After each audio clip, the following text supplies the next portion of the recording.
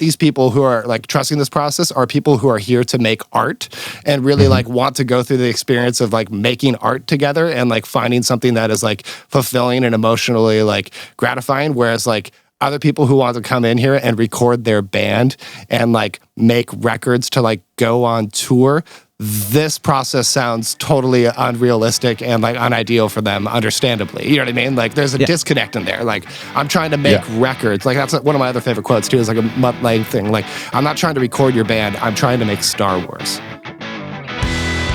This is the Self-Recording Band Podcast, the show where we help you make exciting records on your own, wherever you are, DIY style. Let's go. Hello and welcome to the Self-Recording Band Podcast. I am your host, Benedict Hein. If you are new to the show, welcome. So stoked to have you. If you are already a listener, welcome back. Always good to have you as well, of course. This show is both available on your favorite podcast platform like Apple Podcasts, Spotify, etc., or on YouTube if you prefer video. So just in case you don't know, now you know.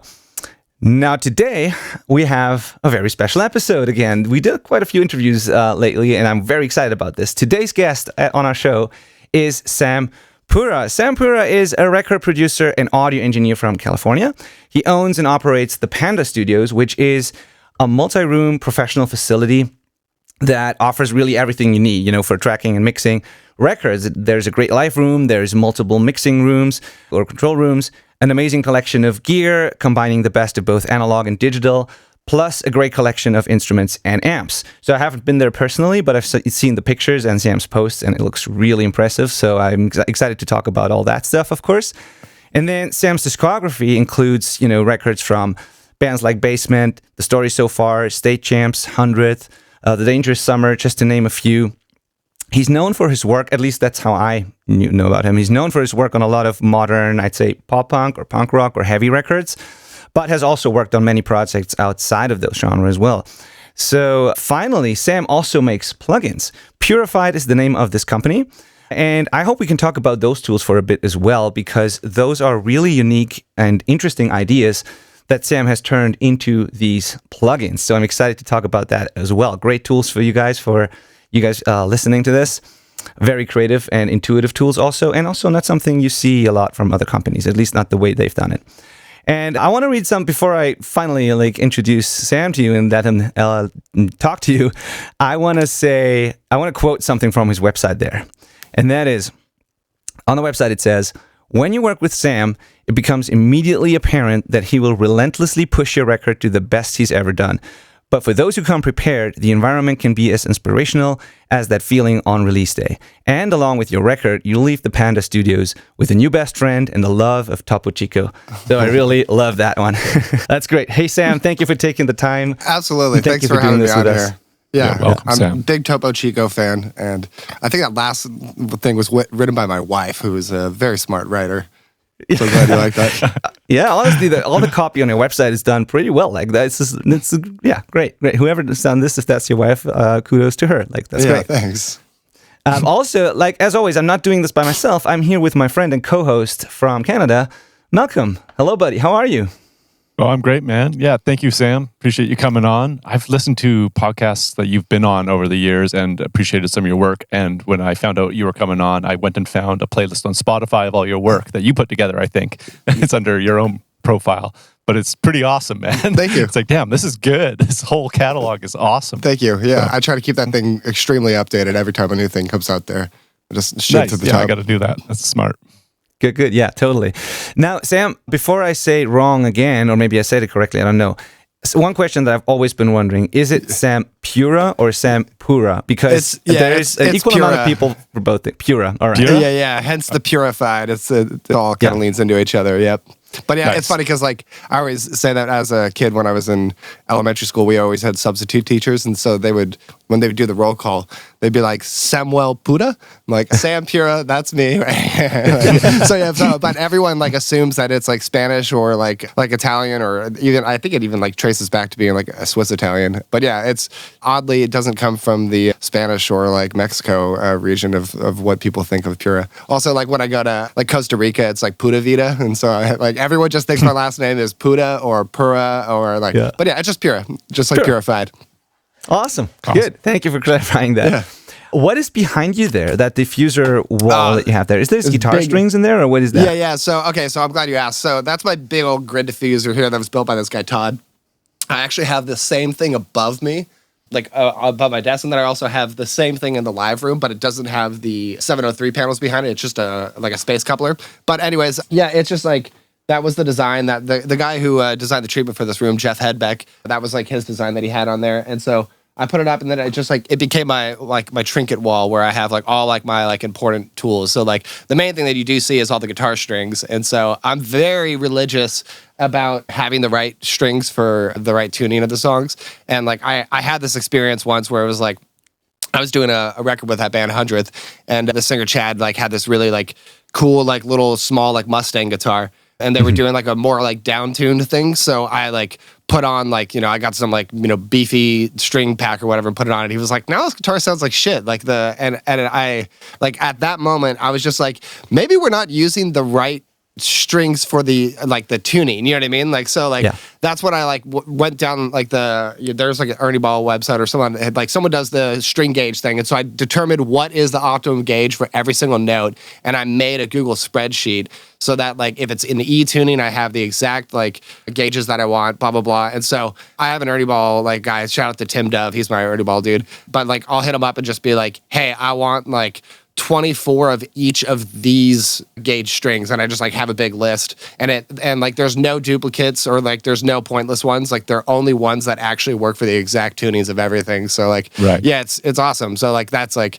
anytime I'm about to like set up my Evertune guitar, I'm just like, all right, sick, let me just grab the right gauge strings, and then I just go to town setting up the Evertune guitar and it's ready to go there. But yeah, so I have like flashlights and like my like Ebo and my fucking capos and like all my fucking like standard tools where I'm like, what, I need a capo, just grab it from the fucking wall. I need a flashlight, just grab it from the wall. Like no drawers, none of that type of shit. Like everything is just like ready to go. So it looks pretty cool, and it's got a bunch of pandas up in there, and it's pretty fucking it's pretty tight. So awesome. Just to clarify on the guitar strings, you actually are buying from your hookup at Ernie Ball there, like individual strings, yes, not packs. Yes, it's single like you're gauge building strings. your custom sets. Yes, exactly. Yeah, awesome. And like even like websites like Stringjoy and stuff like that say they do that right. Like it's not the right fucking gauge. Like it's still not correct. They're still like just a couple of millimeters off, and like they're all compensating for like smart like slight like player preference performance things. You know what I mean? But like I find that every single time I match the gauge correctly, like there's never too much bottom on the guitar. It's never too bright. It never sounds like too thin. Like it's like is the optimum like gauge for that way that note is supposed to respond. So that's awesome. That's my strings. Yeah. Do you know a guy called Diego Casillas? Sounds familiar. Yeah, he used to be a guitar. I think he still is a guitar tech, but he's doing a lot of like live mixing or monitor mixing now. I think Malcolm, right, or something like that. Yeah, he's doing a lot of. Yeah, but he's done guitar tech stuff for Colin Britton and a couple of like bigger bands and stuff. And like and he did a guest workshop once for our platform and a sort of a guitar setup course actually that we have. Yeah. And he talked a lot about the string gauges and those calculators and how exactly what you just said and the importance of that. And so we take that really seriously as well. So it was, since then definitely. And it definitely makes a difference. And that, for those guys and girls listening now, this is already showing you like how detail oriented and like how well Sam just does things. This is part of, I think this will be an ongoing thing in this conversation, because everything that I've heard from you in other podcast interviews and just things that I see from you is always like there's no compromise, right? It's always, you're very much a perfectionist, I would say, but also it seems to me that you have this good balance between being the perfectionist but then also making vibey records that have a character and are not necessarily like perfect, right? You know what I mean? But in the right way. And that kind of balance is really cool to me. And this whole no compromise approach is interesting because I appreciate that personally, and I feel the same way about many of those things. But I also know how hard it can be to get artists to A, believe that this is important, and then B, to follow these instructions and do it without losing fun and excitement and all of that. So I'm very much interested in how you're dealing with these things. Because for example, with these strings now, what if someone comes in with clearly the wrong string gauges but wants to use this because this is what they always do, and now you have to convince them that it's actually better to use the gauges you suggest. Things like that. Okay, so I'll give a direct answer for that, but before I'll give a fun quote from Stu from Spirit World, who's one of my favorite artists that I work with. And when we were working on the first Spirit World record together, as we were like finishing reamping and like getting to like, like now we're basically mix prepped and like our recording process is done and we're ready to start mixing. He was just like pacing around as we were like reamping, and he was like had this big smile on his face, and he like said to me, he goes, I always trusted and I always believed, but I never fully understood. And like that's like my process, By the way, this is my intern and assistant, Aaron, who so rudely is interrupting us right now. Hey, Aaron, you want to bring me another Modelo because you're best friends and then hang out with Mike until I finish this? Thanks, dude. Yeah, so anyways, that's how I talk to my assistants. Get out of here!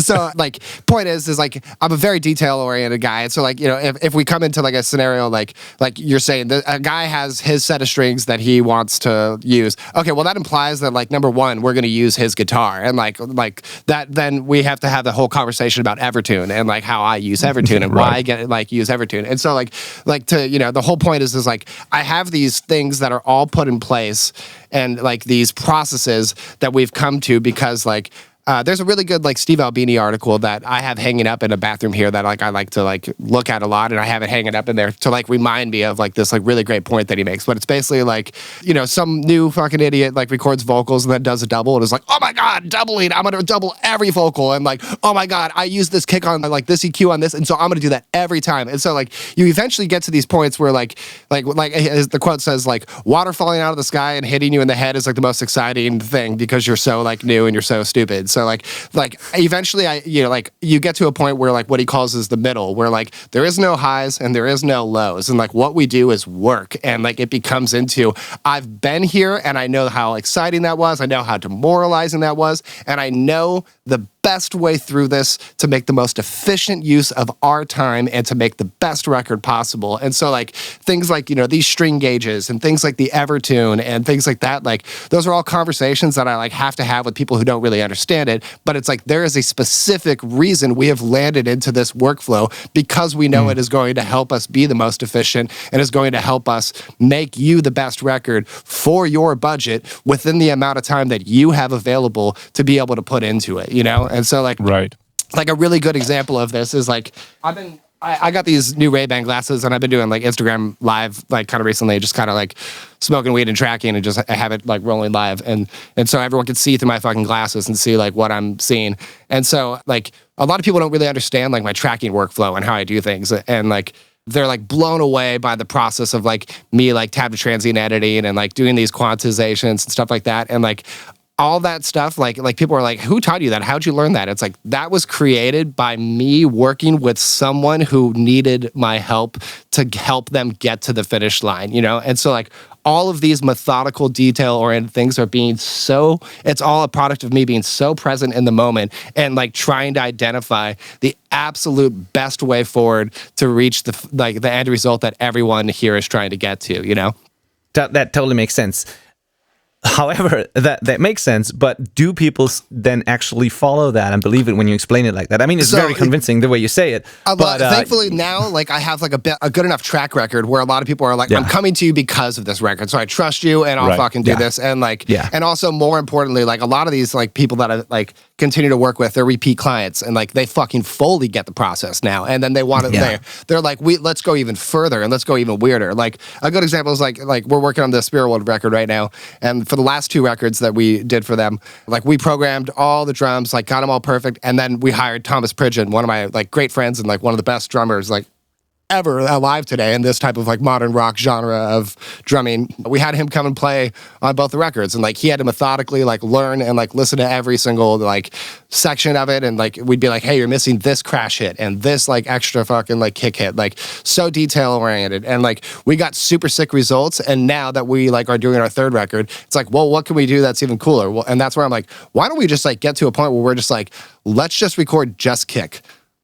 Only kick. I don't even want to play toms. I don't want to play snare. Let's record just snare. And then at that point, people were like, well, why don't you just sample it? Because that's stupid. I don't want to sample it. I want to do something different. And I want to do something that I want to remove the human bleed and the natural, I don't want this drum set to sound like a drummer playing in a room performing drums. I want it to sound and I don't want it to sound like some plugin that is trying to emulate a drummer in a room playing drums. I want us to do something new and totally unique and different. And so if I had pitched that to any band that had never worked with me, they'd be like, what is this? Why doesn't our drummer just sit on the drum set and play that? But after 2 of these records, Stu is just what can we do that's gonna fucking make this so fucking wild and different? This is what we can do. And so then that's the type of shit is we explore, and we have the endurance to do that because we have people who fully trust the process and fully trust also these are this implies that these people who are trusting this process are people who are here to make art and really want to go through the experience of making art together and finding something that is fulfilling and emotionally gratifying, whereas other people who want to come in here and record their band and make records to go on tour, this process sounds totally unrealistic and unideal for them, understandably. You know what I mean? There's a disconnect in there. I'm trying to make records. That's one of my other favorite quotes too, is a Mutt Lange thing. I'm not trying to record your band, I'm trying to make Star Wars. Yeah. Right. Yeah. Totally makes sense. Totally something. And again, if you hadn't been through any of this process, that quote would make no sense to you and be like, what do you mean? You know what I mean? But you guys are I totally understand what you're saying, Of course. So it just, thankfully, the people who are coming to me, again, either 1, trust me because of my work, 2, have been through the ringer where they're I worked with the guy who recorded my band and now I want you to produce us and make us fucking sick. So people that doesn't really happen too often is the point. And I don't really have people that come in and be like, yo, what the fuck are you doing here? I don't know if I agree with this. You know what I mean? So the other band that I've been working with, which is the first band that ever put me on the map, called Heavy Heavy Lolo. And so we're making our a full length album now. And it's been 20 years since we worked together on stuff. And we're fucking just recording guitars and doing drums. And the guitar player, he's just dude, you're insane. You're so fucking methodical and you're so fucking everything that you do is the most time efficient thing that you've done. It's crazy to watch you work. And so it's tight that guys like that can fully appreciate and understand what I do, as opposed to be confused by it or fucking overwhelmed by it. You know what I mean? Or this guy's not listening to me and I why am I doing this thing? Instead they're just just shut up and do exactly what Sam says because this fool is on one and our shit is sounding so sick. You know what I mean? So it's tight. Those are the people that I want to work with. Those are the experiences I like to have. Those are the type of records that I like making, It is insane how much of a difference, in my opinion, the product turns out, how much better things turn out when there is that trust in, okay, you're the person that's ultimately capturing and creating the sounds. Yeah. We're here to play and maybe be more in charge of the creative side. Not that the producer or mixer or engineer can't also be involved creatively, but that trust, in my experience, is there's at least a 25% to 50% increase in quality when there is that level of trust. Absolutely. 100%. By the way, shout out to Eugene. He just entered the backstage here. In case you're seeing that as well, Sam, I opened the backstage link here, which is not public, but it's the coaching students in our program. They get exclusive access to this. They're not on camera or nothing, but they can ask questions in the chat if they have any for you, as they come up. So just so you know, hey, Eugene, good to see you there. Great. So, yeah, you definitely had to earn this, though, is what I'm getting here, and it makes sense, right? You had to the trust and all of that, and at this point, people know that what you do works, and so this, of course, they then trust you and are more likely to explore things like that. Right. I got something I really want to quickly jump in with, because it's occurring to me that the people listening to this might not know how specific you are. So we got to get into some details about your tracking methods and techniques that might really surprise people. And I think the most famous one that I know of is that you famously track guitars without hearing an amp. You are listening to the DIs, correct? Yes, and I still continue to do that. That's kind of changed a little bit more with like, so Spirit World, another perfect example. We've like made 2 records. We've made that process of doing recording and like playing through that. And like with Purified, we made a plugin of our amp tone or of our chain that we had gotten on the last record. So like now we can like, play through and monitor through like a familiar tone and stuff like that. And so on this record, like, it's like, all right, we like now, like he like at the end of the day, when he finished both records, he's like, the guitar tone still is just like not exactly what I want it to be. And I'm like, all right, cool. Well, then next time, let's just fucking like set up every cab, every amp, every fucking like mic, every speaker, and like spend like a few days just like fucking with shit and get you to a point where you're like, this sounds good. And so like I've been doing, so on their new record, like I'm tracking, monitoring through like what will be our fucking tone, because like a guy like that has the endurance to be like, let's spend a bunch of days like getting tones like that. But like most of the other people are just like, yo, I fucking have a normal job. I got to be here for only 4 days. It's like plug into my computer and let's get going here. And so it's much easier for me to just like really identify and be like, what is your riff? What is the strumming pattern? Okay, well then like when I hear it without this amp, like you're fucking going from this chord to this chord a little early, and like I'm gonna need to like copy and paste one of the notes to like fix that, or I should just stop and not have you punch in like, or have you play that note and just finish this. Like, so it's really easy for me to identify exactly what is the performance issue that is happening with the player and how to like actually fix that right there in the second. You know what I mean? To be like, everything about that is perfect. Let's just fucking play 1 chord at a time, or let's, play the whole thing like 20 BPM slower, and then I'll like edit it together so it sounds normal. Like whatever it's going to be for me to get like a perfect take where when I listen to it as just a DI, I'm like, damn, that sounds hella good. And if I turn on a fucking amp like track or an amp on that, and it's like, fuck, that sounds hella fucking good. You know what I mean? So it's like, and so that's like the thing is like doing like that Spirit World stuff. Like, we're like so attentive to detail about like the palm mute and how the palm mute feels in response to him. That was his like biggest complaint, the biggest thing that he really wanted to like tackle this time. So it's like, damn, like these palm mutes like all sound fucking amazing. Like in this fucking shreds and like rips.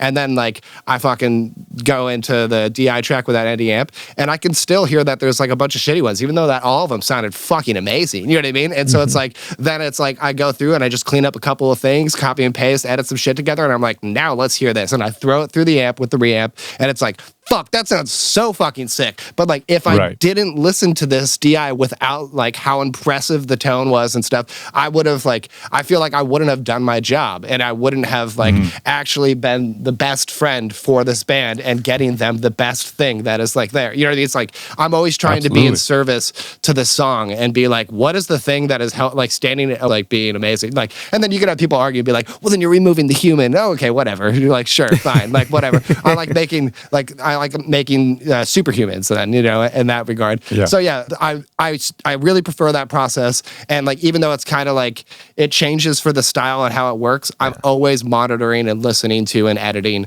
a fucking straight, clean DI guitar and bass. Cool. Yeah, if you can make the DI sound good, it's going to sound great with an amp. Yeah. And that's fascinating is that like on this recent album you were just mentioning, you are recording, listening to this amp tone that you spent a bunch of time getting the right amp tone, but then you're still going through doing an edit and reamping through that same Absolutely, chain. yeah. Because we want it to be fucking so stupidly perfect. You know what I mean? Like that's the point. Like, and also it's like things where it's like I love this part of like making records too, is like how like I'm making like a metal record with Spirit World, and instead of listening to current metal records and like what is out there and like being like, what's our playing field? Like who are we competing with? Like what are we trying to do? And instead it's like, you know what? Let's listen to this Tom Petty record and how cool this Tom Petty like record is, and like this Bruce Springsteen thing, like that Bruce Springsteen like cheesy snare, like we got to bring that element into this. Like, and it's like I run further away from like those things and try to incorporate things that are going to make us different and unique and stand out in a cool way, And so it's like, just anytime that I'm like, I have an opportunity to be like, how can we like pump this up and like be like how can we like, just absolutely like put this thing on steroids and make it like, the superhuman version of itself. Like I'm always chasing that vibe, Awesome, man. Like, yeah, I love that. So just for the listeners, this podcast is called the Self-Recording Band, meaning people listening here are mainly musicians trying to record themselves. And I love this conversation already so much because it just shows how high the bar actually is, or can be in certain professional situations, when I think this is sometimes one of the biggest challenges you have when you do it on your own, because there's no Sam sitting next to you telling you that this take sucked and that you have to do, this transition between the chorus has to be different, or all of the things you just mentioned. So how would you say, like, what's the best way for someone who, I mean, of course, hiring an experienced producer is always the way to go if you want the best possible record. Even us as educators say that, because it's true. Like, if you want the best record possible, hire the best possible people for that and create a team. But still, there are many people who want to do it themselves for good reason, and we are all for that, and we're empowering them. Now, what would you say for someone who doesn't have your level of experience and who does it, they do it on their own? Like, how can you train that kind of to be able to even hear those things?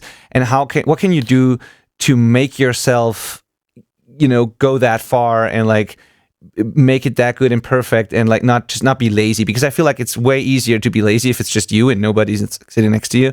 And so all of these things, like what would you say to that? Like, what can someone do sitting at home with their guitar trying to make the best possible record? How can they, get anywhere close to that kind of level of perfectionism? That's a really hard question, especially because I personally find the switching of the two brains to be really challenging within a day and within like a moment. You know what I mean? Like, if I'm trying to like be just guy who's writing song, it's like really challenging to be Pro Tools editor simultaneously. And like, if I'm like, it's like I struggle with that personally, and I find it that I end up being most happier if I sit in the role of being producer and fucking guy that does that. And if it's my thing, it doesn't work for me because I'll be too critical and I can't like separate and differentiate. I would need a me in order for me to make my fucking music. I would need someone to produce me in order to actually successfully like put out my own content, So like I think that's like the main thing is like there's like the archetypal like roles of like each type of person in the band, and I think it's really it's helpful to identify who is the songwriter and visionary of the band that everyone needs to like follow, and then you're gonna help like you need to identify the person who's gonna like be the fucking producer freak who's gonna be able to be like, all right, well, let's be realistic and like let's put all these ideas into a thing, Otherwise, being that simultaneously is really hard, and I don't work with anyone like that does that well. You know what I mean? Like, and the most like all the artists that I work with are people who are like, I'm artist, I fucking like make stuff, and it's like so close to me being like super stoked, but I know that like it's not going to be. But when I listen to your stuff, it makes me feel like complete and like emotionally fulfilled. And when I listen to my stuff, I just hear it as my thing. I need like your help to make me think that my music, And so that's where I'm like, all right, sick. Like, I'm going to make like this type of content where like this artist is going to be able to hear themselves as they hear other music. You know what I mean? Like, so point is like, it's really challenging. That's like, those are like two different type of fucking roles. Yes. You know what I mean? Like, and then that's where like, I find a lot of these people get really stuck in like recording bands. Like, it's very easy to just like be like, all right, let's just record takes. How was that? Was that a take? Cool. That's good enough. Now let me like play with some tones and like be like, that's sick. This new plugin, like, so like that's fun. That's its own process. But like that isn't making music. That isn't like making emotion. And so I don't know. I think that really the point is like, if you're even aware of what I'm talking about, maybe that's the point. You know what I mean? If you have this awareness that like there is this like disconnect from writer to fucking person who can like outside observer who can help you fucking rein this in, then you can maybe start helping yourself have a different perspective and be able to step back and do that. So like I would call that like there's people who get it and there's people who don't get it. And so like the people who get what I'm talking about, like this will benefit them, but the people who don't get it, like they're just going to have to go through the process of making music to actually get to that realization and that point that there's some disconnect happening that they need to fulfill. You know what I mean? Absolutely. And I'm so glad you said that, because we realized early on, like literally when someone subscribes to any of our stuff and ends up being on our email list, the one of the first things that goes out to them is an email that's called the biggest challenge. I don't know the exact title, but what's the biggest challenge that people have who record themselves, something like that. And it's exactly talking about those things that you say, those different roles, and how beneficial it is to have at least someone else in the band, or ideally an outside person helping you with that stuff. And then that's also the reason why we switched from just selling online courses to doing the hands-on one-on-one coaching program stuff that we do now, which is way more effort on our end and not at all the passive like thing you can run. But we are kind of remote producing with these people and can give them the feedback and the guidance, which gives them way better results than just watching a bunch of videos and hoping for the best. So it's exactly because of those reasons. Do you ever find yourself working like mixing for self-recording artists, and then you maybe run into the same problems over and over again and having to educate those people as well in the process? Or do you just accept whatever they send you and you know that it is what it is? So external mixing processes are a little bit challenging because mainly what they're listening to and referencing of like my work that they love is my productions. And my productions are 80% of what is my mixing and what is my sound, you know? And that's what I thought, so there becomes a very big disconnect where like basically like from what I've learned like over the years of like, you know, working with music and like working with Pro Tools and like watching other people operate, like one of my huge skills that I bring to the table is like a crazy arrangement that is like happening where like the dynamics and like the size and the sounds are all really being built into the arrangement of things. Like the introduction of like a mono guitar versus a stereo guitar or a doubled stereo guitar or like a blah, blah, blah. Like these are things where like I'm producing to get the mixing results that I want. You know what I mean? So people will send me like MIDI files for drums and like 2 guitar tracks and a bass. And it's like, word, I'll put that right here and I'll like put good sounds on that.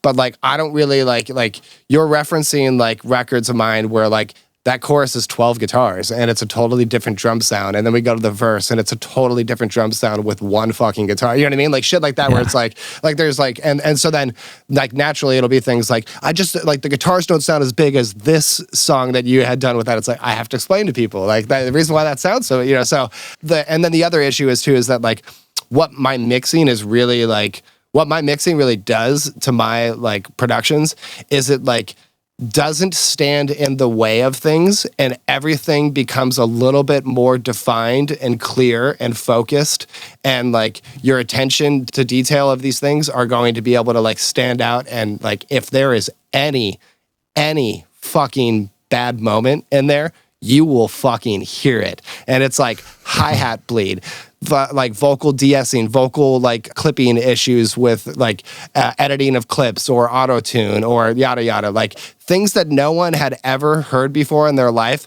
are so magnified in my mixes and they come back and it gets sent to them and they're like horrified. They're like, oh my God, I hate my vocal. And it's like, what you hate is like your actual vocal. You know what I mean? Like it has nothing to do with like I've like put it like, so that's where it's like, when you really want me to like change these like things and like turn it into magic, like that's, I believe that that's all inside of production and that's all inside of arrangement. And like, and people have this very like, romantic idea that mixing brings that magic to the table, but it has nothing to do with that. And like, and I've learned that even harder by like working with Tom Wardalgi and working with Eric Valentine and like Brian Big Bass Gardner, like doing my masters. Like once like I worked with these people, like my fucking like anxiety about my productions and my stuff went up, you know what I mean? Because I heard my stuff in more of a higher fidelity and a higher detail, and I heard my disconnect of things. If I thought my cymbals were maybe like a little harsh, well then they fucking sounded harsh, you know what I mean? Like shit like that. It's like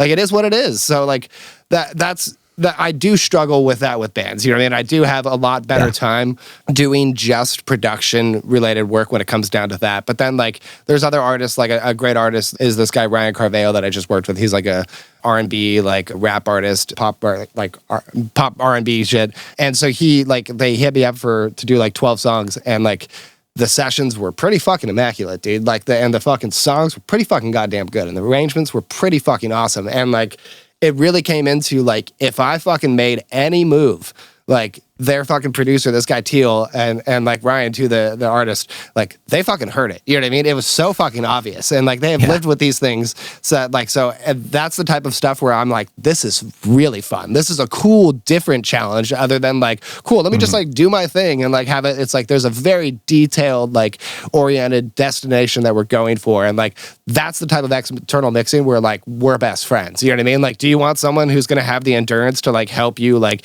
be a total like passionate passionate freak and like get to where you want, especially if you are an amazing visionary who has relevant revisions and isn't just some ego vanity person handing off like anxiety saying, I don't like the sound of my, you know what I mean? If they're like, I think I could be a little bit brighter, perfect, I'll make you brighter, not a problem. Like, so like there's like, you guys probably know what I mean in terms of like this, there's so many records that I've worked on where like the band's revisions make everything worse. And there's very few records where I've worked on where the band's revisions like just like absolutely elevated. And like a good example of that is the band 100th. This guy Ryan I'm talking about, Stu from Spirit World. These are all people where like we spend days on Zoom doing revisions, and like everything that they throw at me is relevant and is like such a good point. You know what I mean? It's like, damn, I didn't even hear that. Like, thank you for telling me that. That's like we have like great like relationships, like making records like that and mixing like that. Like that's my favorite type of mixing, you know, as opposed to like, okay, cool. Like, let me like, you know, at that point, I'd rather just redo the production with these people, you know? Yeah. Right. Great. Right. Love all of that. And it just, you know, yeah, I guess it depends on who you work with, because on the other hand, then there's like people like you say, the Tom Lord LGs of the world and like those types of mixers who just mix, but they work with people who send them like really well produced stuff. And so that's the difference maybe versus working with DIY bands where you just don't have that. And it's a different reality. I have a funny Tom Lord Algae story for you on this. So like when we were working, like we got like, you know, drums, guitars, like there are a couple moments where he was like he was like hard referencing against my ref, and he was just like, I feel like if I just switch to a mono guitar for this chorus, it's gonna help it better instead of the stereo one. Like for this like third overdub like guitar track that we had, and I'm just like, sure, whatever, but because like he's like not used to like dealing with like 3 stereo guitar tracks, you know what I mean? And he's just like, I don't know, like that's kind of an extra weird phase. So like sure, he liked it. I thought it sounded better as the second one, but like whatever, it's Tom, I'll let him do his thing, you know. And so then he gets to the percussion, and I have like, and in this session I have like 12 tracks of percussion, and it's like there's like shaker going through the entire song, and then there's like, and like, you know, like methodically muted and like arranged perfectly, and then there's like these one-shot shakers, and then there's like tambourines, and then like there's backup tambourines that come up in the chorus, and like this arrangement is perfect, and like if you print this stem, like this is like a pretty fucking good thing. And so he turned to me and he was just like, this percussion, what do you want me to do here? And I was like, make it work, like do your thing. And like basically what I realized about Tom's mixing right at that moment is Tom, his entire world and his entire job has been, if it's on a fader and if it's in the session, it's his job to make it really clear. So all the percussion was just like so fucking loud in the song, and like all just like this like cha-cha like thing was going on. It's like, all right, so first revision, all that percussion, take it down like 12 dB. It's meant to be felt, not really heard. Like, so a guy like that has never dealt with things that are like meant to be felt and not heard. You know what I mean? So just like a funny like anecdote in terms of like how like different my mixing approach and like my production approach is compared to like someone who's mixing. You know what I mean? Like, totally. I expected it either to be that, like it be way, you know, on top of everything and too loud, or it could have. I wouldn't have been surprised if you just muted it.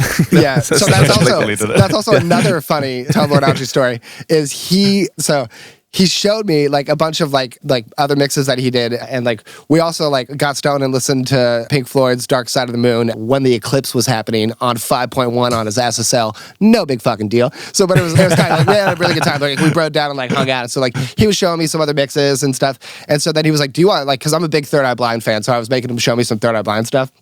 And so he was like, "Oh, you want to hear my mix of Semi-Charmed Life that they didn't use?" I'm like, "Yes, please." Yeah. Like, and so he turns it on, and the first thing I notice is there's no loop. Like the whole percussion loop that's happening. Like again, this is a funny Tom Lord Algae thing. The whole percussion loop that's in that song, not there on Tom's one. And I'm like, what? And I'm listening to Tom mix, and like I can't describe it other than like it sounded like a control room playback of the demo. It sounded nothing like the absolute like perfect song that Semi-Charmed Life is.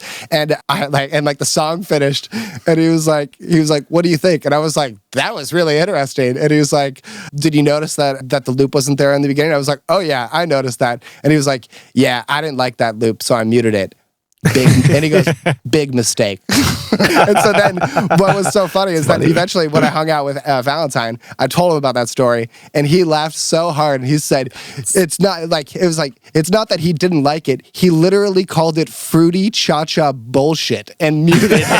So good. So I could just see him turning it and be like, this fruity cha-cha bullshit, what do you want me to do with it? It's like, dude, make it work. It's part of the song. And he's like, I don't get it. Muting it.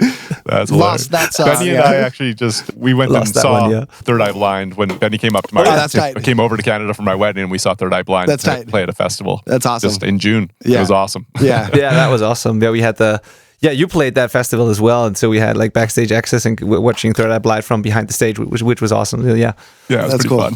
Cool, yeah. That rocks. I love those stories though. This is great. This is like, that's fantastic. such a Lord Alki thing to do also. Yes. So great.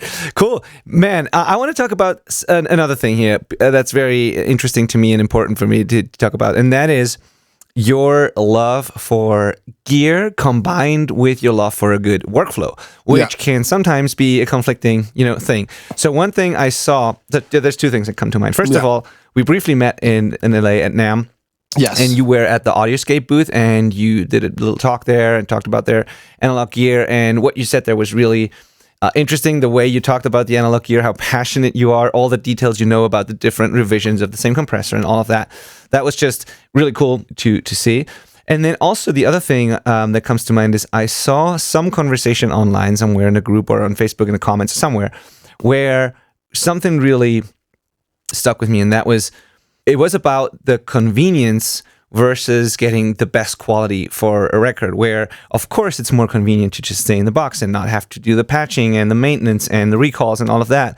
But then you said something like, there are times where you think like, you kind of question your way of doing things just because it's such a tedious way of working, and it can be like that. But then also you said like, as long as I'm getting better results doing that though, I'm absolutely willing to do that because it gets me better results and I'm not compromising there or anything. And so this is really interesting to me because that balance between having a good, efficient workflow and being able to react quickly and easy recall and all of that versus the last bit of quality that you can like squeeze out of a record. And yeah, that's just an interesting conversation overall. So what are your thoughts on this? Because there are people who say, I don't need any analog gear to get the quality I want. Then there are people who completely rely on analog. Then there's anything in between. And what are your thoughts on all of this? Because especially I'm not going the convenient route, if that means compromise, that is really inspiring and fascinating to me. Yeah. Okay. So I think a lot of this importance is really like, what do you listen to and what do you like and what do you want to actually fucking sound like? And when it really comes down to like everything that I have loved in my life, it's heavily analog processed on the front end and very minimally processed on the mixing and the background. It's a very much so like the console is happening with like some cool fucking like bus things happening and like that's it. Like I hung out with Robert Carranza at a Purified party in LA for NAMM recently, and I've always admired him. I really liked all his One Day as a Lion shit that he did, and I really liked his Mars Volta stuff. And we were talking about Brendan O'Brien, and I'm a huge Brendan O'Brien fan. Like most of my favorite drum sounds of all time are Brendan O'Brien stuff. And like I asked him, I was like, man, I've heard that Brian mixes so fast. He was like, I've watched him mix entire records in 12 minutes. Like, that's insane. He's like, he literally just knows the console and he knows the limitations of it. And he's just like, boom, kick drum, snare drum, everything is bussed to this fucking comp. I have this thing going here. Like, this is here. Maybe I could turn up a little bit more kick. Let me go to the small fader, send it to the fucking mix bus outside of all of that. Boom. That's pretty much the most I could do on that. That sounds pretty amazing. And like, no one else can make and mix records like that. I could never do that. Robert can't do that. We could probably never do that. But like, that guy, that's his way of doing it. And he made some of my favorite sounding stuff ever. You know what I mean? And like that type of stuff is like, they have a very like straightforward process every time. Kick in is always this mic. It's always this thing. It's always blah, blah, blah. Like they just have like a machine shop where they just walk in and they get to work and they just make music. And that's the process that like I was always really inspired by, and being like, I want to build chains so that when I record drums, it's just fucking an amazing sounding drum sound. Like I don't need to go grabbing plugins and be like, oh shit, let's start with the kick drum. Like I've already done that. I did that with my EQ here. I did that with my compression outside of the box. I did that with everything. Like I made sure that this is all fucking perfect. And so like to like talk about how like convenient and amazing that is, even though it sounds so like inconvenient in theory with all of this stuff being plugged in. When we were doing the second Spirit World record, like I had just finished making a sample pack for the Purified, and I had like, which like we haven't even put out. We're still like working on it like methodically. But the point is like we did like the whole test. I tried every preamp, every fucking mic, everything. I did every fucking thing in my studio to make sure that I had the best signal flow. And sure enough, I always landed back on the exact same thing and the exact same settings that I already liked. And so like we had this absolutely perfect total recall scenario. So then Spirit World's like, it's time for us to record drums. We need to get like Thomas Pridgeon set up.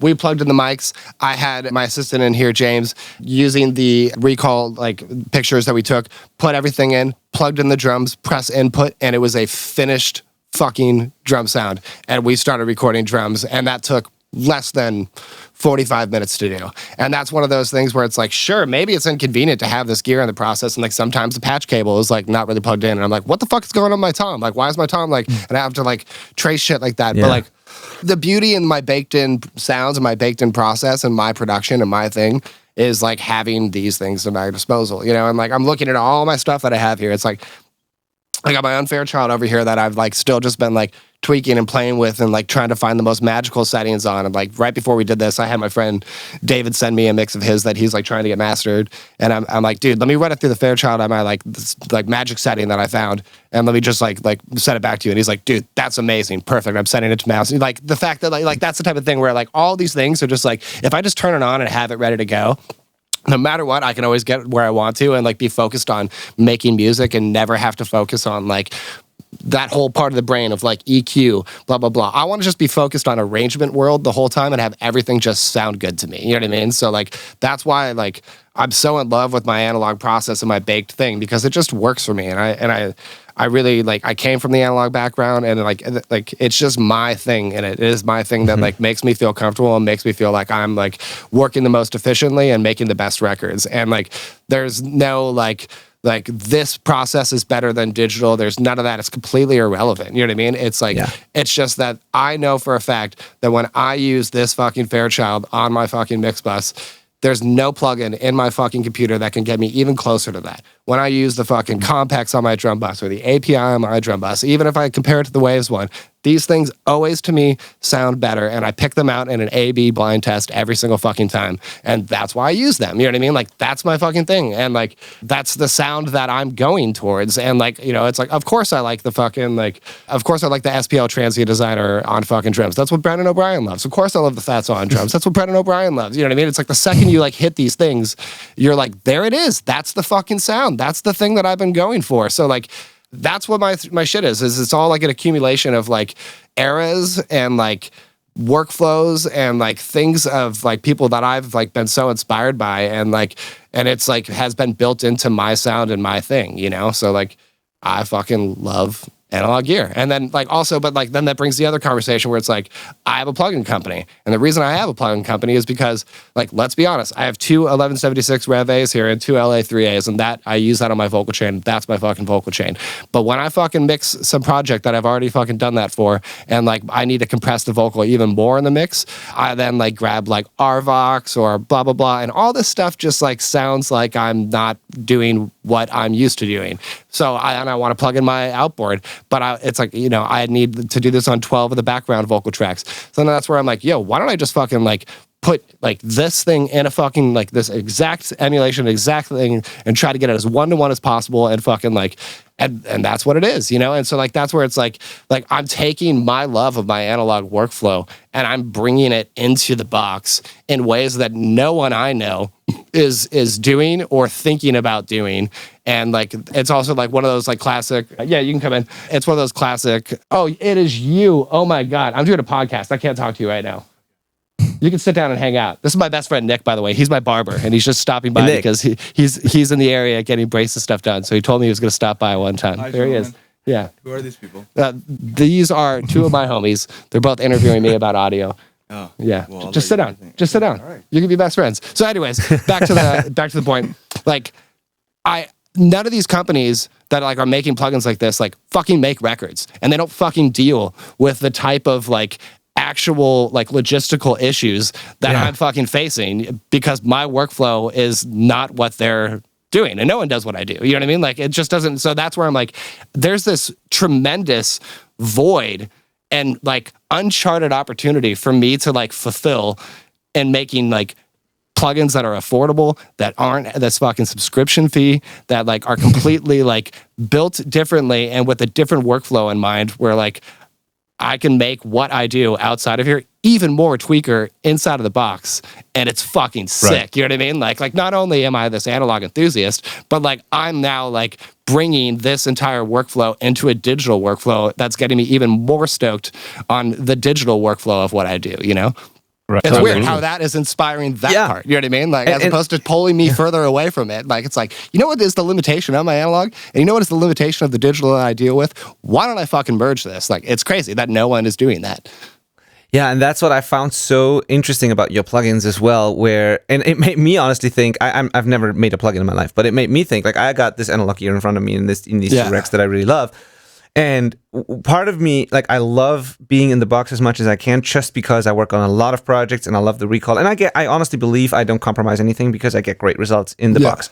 I still have these things though, and I will use them if it's better for in that moment. Like I do use those things, but there's always a little bit of a trade-off, or like, But it made me think when I saw your plugins and the concepts behind it and all of that, I was like, the best thing would be to have my stuff in a plugin for exactly the reasons that you just said, because this is my chain and my things that I know how to use it, and I can use it very quickly.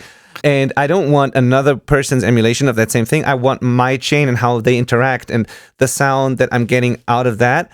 I want that. And so I saw that in your plugins, that you do that with your stuff. And I was like, that's genius. I wish I had that, because then I could use more of my stuff without having to go through it again and again and again for all these groups and stems and whatnot. So totally get that idea. And also, so that's like I'll talk about the LED comp for a second. One of our like new products that we put out, like that's like an amalgamation of like distressor, like DBX, SSL channel stuff. Like basically like any of like, if I'm going to be like, sick, I want to use my distressor on kick, or I want to use my DBX on kick, or I want to use like an SSL channel strip on kick. Like I modeled the things that I want so that like I can go to that fucking plugin and use it for those instances. And it's like, it's pretty fucking one-to-one. You know what I mean? Like, and it's not like it's, I'll still use this real stuff as I'm tracking, but like if I'm just in the box and I need a little bit of fucking kick comp, I'm going to grab my fucking VCA comp. You know what I mean? Like I'm going to grab the one that I know like is going to be better than the fucking Waves DBX one, the Arouser, etc. Like it'll respond and be way more aggressive and way more exciting. And like, so like it's just like, it rocks. You know what I mean? Like, and it's sick to be doing that. Yeah, totally.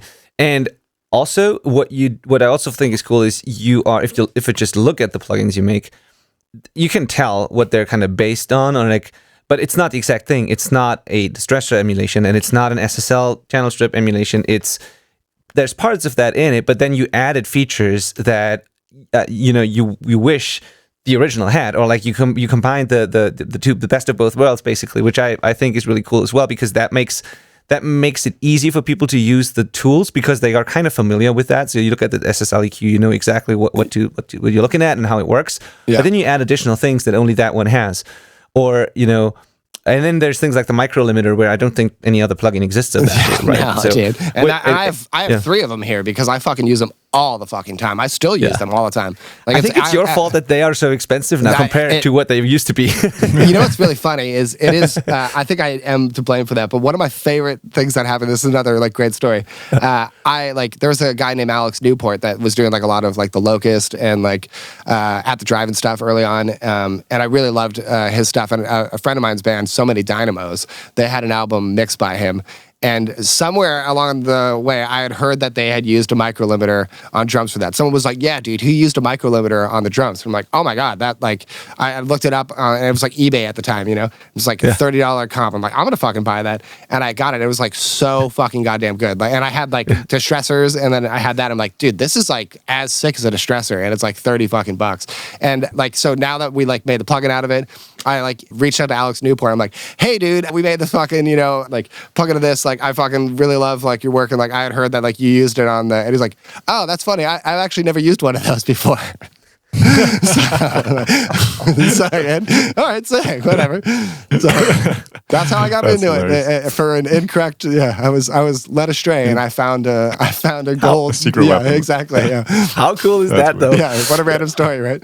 Man, like what are the chances, right? That it could have been like some crappy thing that like you don't understand why anybody would ever use that, but you accidentally discovered this piece of gold there. Yeah, yeah. amazing.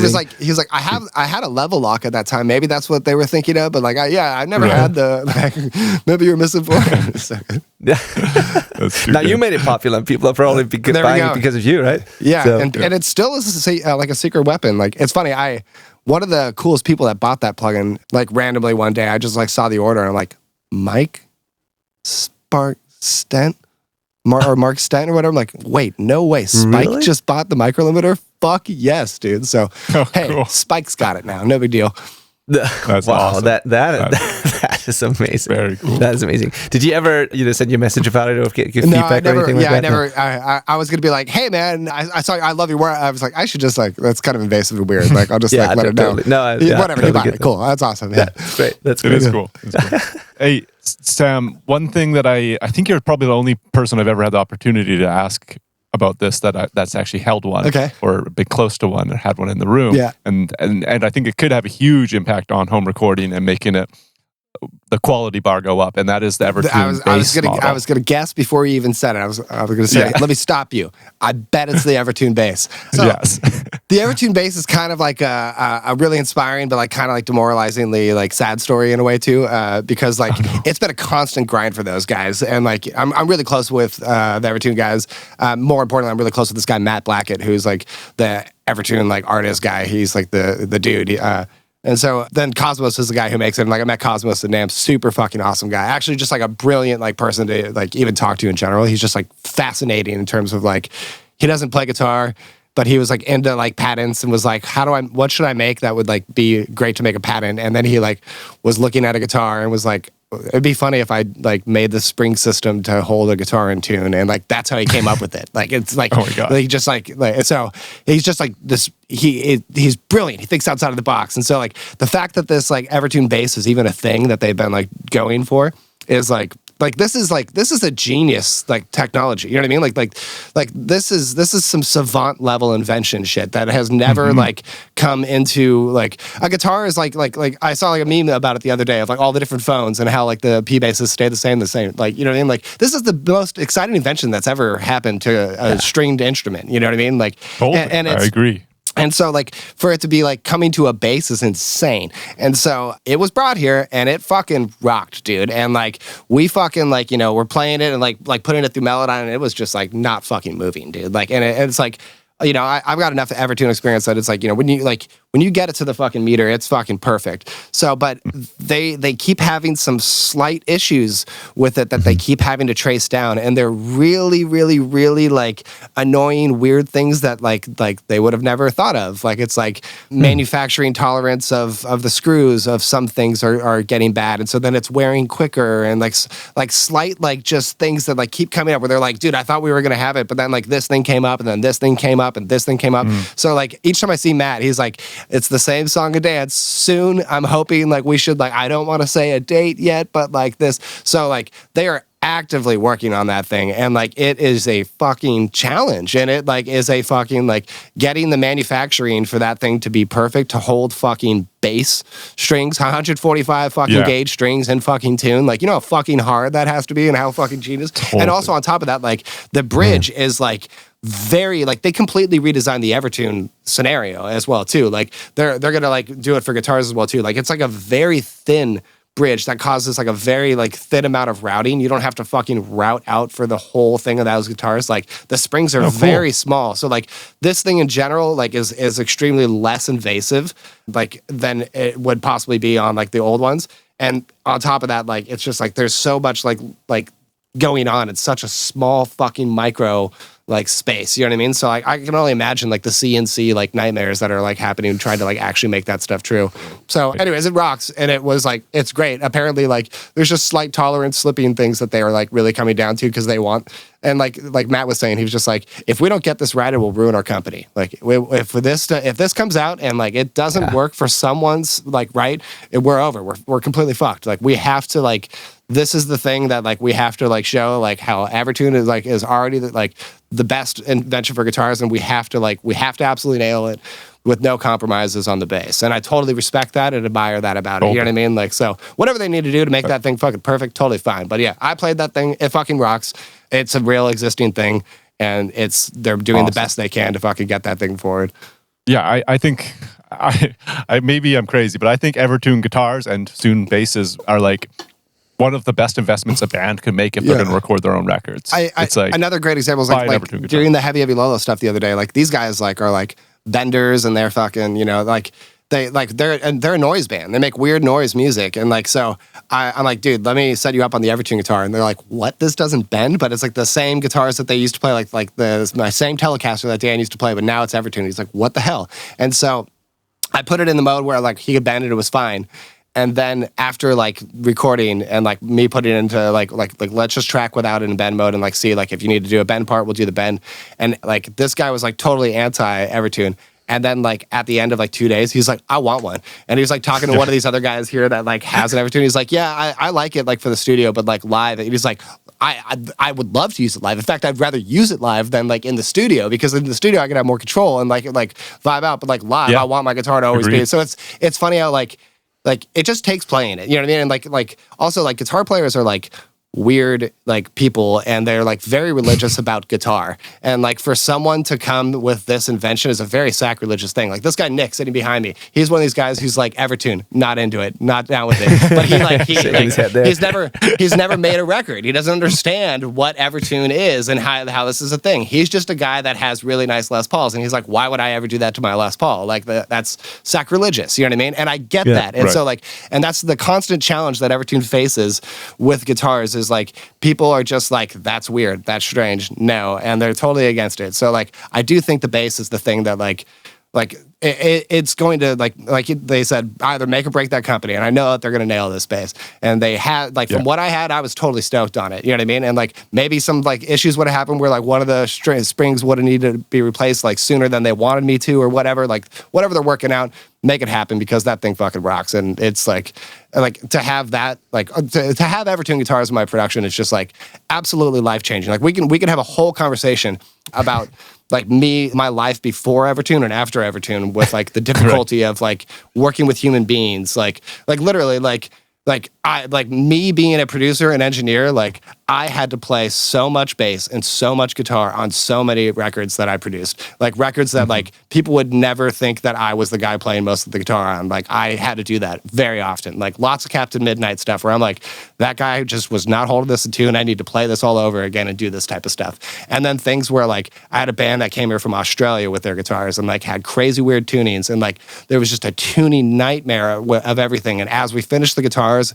as we're finished with drums and bass, they're like, some parts just sound toony. It's like, dude, I can't do this. Like I would have to play your stuff in order for me to like make it perfectly in tune, because like it's like every time I give it to you, you'll tune it, and like, but it's not going to work like unless I do something about it. So every time like I was like, I have to try this Evertune thing. And once I tried Evertune, exponentially different fucking morale and process of making records. So much less combative, so much less insulting to these artists. Like I don't have to play nearly as often anymore. You know what I mean? And like the entire everything about it is a benefit. And for anyone who like hates on Evertune, they just don't do what we do for a living, and they have no idea why this tool is actually a benefit and how it's like how it does. So how much time we spend tuning and asking them to retune and then like not tune. Not only time, but it's just like I mean, I like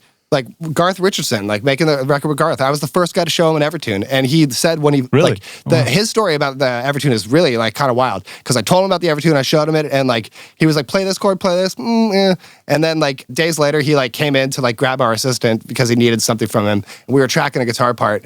And he like turned to that assistant, and like I didn't watch any of this go down. I was just like engineering the guitar part, didn't even realize that like Garth was in the room. But allegedly, but what happened was Garth left the room and he slammed the door hella fucking hard. And I was like, what the fuck was that? And then he was like, that was Garth. And I was like, what? Like, is he cool? And he was like, I don't know. I'm gonna go check on him. And it was like, what the fuck? Like Garth like just like slammed the door and got all weird. And what basically happened was he asked Carl, he goes, is that one of those guitars? And Carl was like, yeah. And he said that he just, in that moment, it was so in tune, and he was watching the guy play a natural performance, and it was so in tune. And like, if you know anything about Garth, like they get like chord punch every single fucking moment, and like the guy holds the chord and they fucking tune it for you, and then say play just that chord. Like it's like this process that they have had to make because of that. And he said that he almost threw up. He immediately got sick to his stomach thinking about all of the processes of making records with people, all of the falling outs, all of the fucking like, combative confrontations. And this tool now existed that like would have absolutely avoided all of that. He couldn't take it. He fucking, he had to get out of that room. That's what happened to him. Like, it's insane. Like he like was overwhelmed with all of that fucking like past fucking trauma of fucking guitar tracking and getting a guitar to be in fucking tune. Like it's like like that's like it's not like an exaggeration. Like I'm not friends with people who are some of the best friends of my life because of that type of process. It's insane. You know what I mean? Yeah. I totally get it though. Couldn't relate more. Yeah, and I think it's like anybody who's ever experienced that, like the process using an Evertune, and then if you think about how much more time you can spend on your music, actually working on the music versus, the tuning and not just time, as you said, but like even that alone, just how much more focused you are on the songs, the music, and how much less distracted you are. And then all those confrontational things, of course, in those conversations. It's insane. Anyone who's ever experienced that, I think it's very hard to imagine anyone being against that after experiencing that. Honestly. I work entire days recording several songs in a day, and we will go grab the Jazz Master, play this chorus on the Jazz Master, grab that Les Paul, play this chorus on the Les Paul, grab that Telly, let's do that verse on the Telly, go to the Strat, let's grab that Strat and do that other bridge overdub. Like, now grab my Supersonic and my Les Paul Jr. and let's do that. And I never tune any of the fucking goddamn guitars for days because they're all fucking set up, and I can just go guitar to guitar, and I never have to check the tuning, and I can just be like, I know that this guitar is going to sound best for this riff for this moment. Go grab that. Right. And it's so fucking sick, dude. And that alone, like the combining different guitars, how painful that can be. Like, right? How often in the past I had to just pick the same guitar for different layers or parts, just because that was the one that we managed to help to get in tune, right, and to stay in tune. And then again, like that's one of those like then you feel like you're doing a disservice to the song because you are compromising, and that's bullshit. Exactly. You know what I mean? Like that's the type of stuff where I'm like, that's it. I'm not going to do this. I'm going to fix this problem right now. Yeah. I remember a punk record that I did with a band called Swallows Rose and I love that record, but they used a Les Paul and a Telly, and we wanted to combine those in certain ways, and it was such a pain because the Les Paul was always in tune, the Telly was not. It was also partly because of the way they played it, and like it was such a frustrating experience. Part of that, like, it was very frustrating. And now thinking about how easy that is with an Evertune, and you can just combine whatever the fuck you want because everything is in tune. Yeah, that is just such a game changer. And yeah, totally agree. The other fun thing to do all the time now too is like, I fucking use capos all the time and like change the tuning of the Evertune and like make weird tunings to make like the guitar riff in this verse so perfect where I never have to move and never have to do anything and lift a finger and each string is a thing, and that's why it just sounds like this perfect arp. It's like that stuff where like you can't do that on a normal guitar. It just like it doesn't happen, and you have to like compensate, and like you have to constantly tune and compensate. And it's like I bet like one of my like favorite like stories is like it was midnight at Garth's place, and we were doing guitar overdubs with Story, and the drummer was like, "Yo, I have an idea. Can we just try a quick 12-string overdub?" And we were up till 4 a.m. recording the one fucking 12-string part in the song that we were trying to play. A quick 4 hours. 4 hours. And it was like a tuning fucking nightmare to get this 12-string thing to play this chorus overdub that we were doing, and like chord punching and tuning is just a fucking nightmare. Like, insane. Yeah. Like, now I can just grab an Evertune, put a capo on another one, and I got a 12-string. Not a problem. Would have taken me 30. Like if I spent 30 minutes on it, it would have been even better with two Evertunes. Then 4 hours. Yeah, totally. Man, that's funny. Yeah. All right. So let's make this a two-part thing. What is your number one, like, maybe there's no answer to this, but I'm just still going to try. If you had to pick one piece out of your racks there, one analog piece, that's the only one you could keep, what would it be? And what's the one plugin, could be stock or third party, whatever, that you would keep? Like, favorite plugin, favorite analog thing in general, if there's only one. The Desert Island stuff. Oof. Yeah. I mean, my C2 is like one of the most important things. Like Bus comp. Yeah, without having like, I mean, I've tried every fucking bus comp in existence, man. I've owned fucking like 12 of them. Like, Did you ever try the C1 LA, the 500 version of the C1? No, I never tried the CL1. I would love to try that one. I've actually never tried a C1 either. Yeah, so little bus comp story for you. So, went to school, learned on the SSL 4K, so used that bus comp. And day one, as I'm fucking working on it, I turned that bus comp on and I set it to like Andy Wallace settings, because like I'm fucking like already in that world and like listening to those type of records and like learning about these things on the side of like going to school for this shit. And then they're like, whoa, we don't turn that on until after we mix. It's like, you know what I mean? Like, that's like the type of school shit. Yeah, like at my school they didn't. You know what I mean? Like I was like, I got in trouble for turning on the bus comp before I fucking started doing things. Like I was doing things wrong, So, but anyways, I fucking loved that bus comp, and I know exactly how it sounded. It was the thing where it's like, it sounds like the records that I'm listening to when I turn this thing on. Like this is like what this guy fucking uses and what Tom uses and like what any fucking record is doing that's mixed on an SSL. They fucking use this bus comp, everybody mixes into it. They don't put it on. Yeah, and you're getting that basic info from like Gear Sluts at that time of like what settings you should try, you know what I mean? So point is, like, first thing I ever used was an actual bus comp on an actual desk, and I got in trouble for it. So then when I like actually like needed to get a real bus comp, I got my distressors, and I'm like, I should get a real bus comp. And so I had like shared a studio with this guy Brian DeLisa for a minute. Shout out to Brian, he's a good guy. But he had C2, so that was the first like one that I like really got to fuck with. And like, I don't know if you know about the C2, but the fucking Crush is like one of the coolest settings on that thing. And so I'm upset that I don't have two C2s, because I wish I had one just dedicated to Crush, because it's one of my favorite fucking things, and I would use it on drums or like parallel mix. I would use a Crush bus all the fucking time if I had that. So anyways, I love the C2. So, but when I moved out and like got my own studio, like it was his C2, so I needed to get something. So I got the first thing I got was the Serpent, and I really liked the Serpent. It was like one of the first DIY guys doing it at the time, you know what I mean? And like, so I got his 500 series one the second it came out, and I was like, all right, cool. I was really stoked on that, and I did like the width on that is pretty impressive. Yeah, I did the early like state champs and like story stuff with that, like. And like that was actually all summing into like my Lola preamps, shockingly. But anyways, was like I want to get something different. So I eventually got like an actual re-racked SSL one. Didn't like it. So then I got a Red 3. Didn't like it. Then I got the Shadow Hills Vandegraaff. Didn't like it. Got like I just like kept going from there. I kept trying things. Like got like my other dude had an API. Tried it. Didn't like it. Like just kept going down everything. And eventually I'm like, you know what? I'm just gonna buy a fucking C2 again. That was the one that I liked the most. And so I got the C2, and like, there's like people like Rob Schnaff, and like those people are like, dude, the C1 is the one. The C2 is like a little lame. But I think the C2 sounds great. I really love like its like clarity, its vibe, like.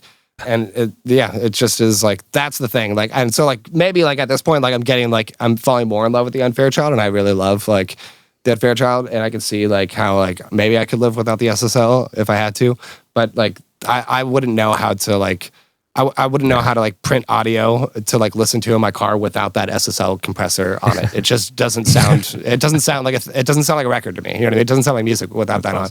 Totally get it, man. Like I got the C1 LA, the 500 version there in my rec, and I love the C2 as well, mainly for the Crush feature. So I actually wish I had a C2 just for that, but my bus comp would still be the C1 LA probably, because that's just my personal favorite. But yeah, all of them are great. Yeah, so. I remember Chris Crummett got one of those because he was like using it on his vocal bus, and he was like, fuck, I need to get one. I have a TK audio one now for my vocal bus. How's that one? It's actually really good. It reminds me a lot of that Serpent one. It's got like the same, like, it's clear, it holds, it does the thing really well. It just like lacks this like sheen of like glossy finish that the actual like SSL and like Smart have, you know what I mean? Like it has that vibe, but it more so has like the glue and the hold of it. And so I just use that one on vocal bus, and then I use my C2 on instrument bus, and then they both meet at the Unfair Child right now. Which is such a cool thing to say, right? Yeah. I mean, we can't forget we're talking to mainly DIY musicians who will probably never have Fairchild in their home studio. Maybe some do, I don't know. Yeah, but still, so, I mean. This is what we are. I just got that Heritage Grandchild now too, so I got two Fairchilds in this fucking studio. No big deal. No, I need 1 minute, guys. Yeah, no worries. Sorry, I got to run up. Okay, please carry on. All good. Did you check out the Audioscape one already? I didn't hear it other than, like, I heard it at NAMM, but, like, you know, you don't hear it in detail, of course. But I was pretty impressed with the design and everything, down to even the power supply being fully tube-based and all of that. So yeah, that's cool. Yeah, I really like that guy, Chris. I think that all their stuff is, like, seems really well made. I haven't, like, I've only tried the 260 VU, which I have, and I actually, like, I think that might be the best kick and snare comp in my studio right now. Even though I have, like, the Empirical Labs pump and, like, the distressors, and, like, I oddly still haven't tried the Unfairchild on kick and snare, because it's just always on Mixbus, and I'm just like now like trying to learn on Mixbus. But yeah, I really like the 260 that they have. I'm sure that Fairchild rocks, and I'm sure like that. I want to try their 1178 and their 33609. Yeah, they're great people, totally. Yeah, awesome. Now the same question about plugins. Is there one that you can't live without? I really, plugin wise, I feel like that's kind of like the thing that's really funny is like I could actually do everything I do with just my hardware and no plugin. I know it. And like I've made entire records that way, where I'm like, I recorded through analog, and then as I was mixing, I was like, let me just print a couple of these EQs and blah, blah, blah. And there's nothing on the channels. And the only things that are on the channels is L1. And I think L1 would probably be the only plugin I would ever need to like accomplish the in the box things that I wouldn't be able to do with the external lot. I love that. That's just so much because almost everybody is like the exact opposite. Almost everybody, even if they love analog, almost everybody tells you, and I would probably say the same thing. Fab filter EQ. Everybody says like I could probably make an amazing record without any of the analog gear and just using stock plugins or whatever, or the DAW or my plugins, and you know that's what most people say. And I think for many people this is also true, because not everybody works well with the analog stuff. It's like a very personal thing too. But it's so cool hearing you say the exact opposite. It's saying like, I could probably make an entire record only using my hardware, and the only plugin I need is an L1. So This is pretty much the exact opposite of what almost everybody says. Yeah, that's awesome. That's funny. I was assuming that you were going to say that everyone like said their Desert Island is the Fab Filter Pro Q, which is funny because that is my least favorite EQ, and I cannot make anything sound good in that plugin. It does not work for me. The only way that I can get that plugin to work is when I'm using it for match EQ scenarios, and that's it.